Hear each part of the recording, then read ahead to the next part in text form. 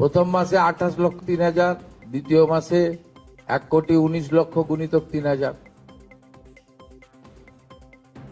এই মাসে 17 তারিখ বিকালে মালতী দিদি বলে দেবেন কত গুণিতক 3,000 করে দেবেন। আমরা 8 মাসের জন্য বাজেটে 35,000 কোটি টাকা রেখেছিলাম। আমাদের মনে হয় এই 8 মাসে 48 থেকে 50,000 কোটি টাকা দিতে হবে।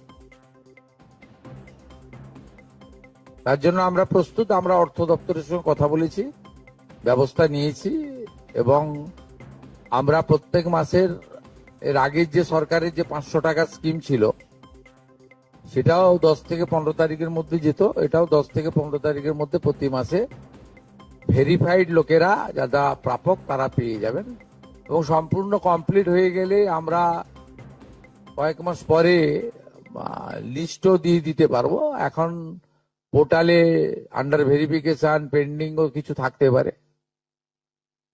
আমার মনে হয় ম্যাক্সিমাম শর্ট আউট হয়ে গেছে।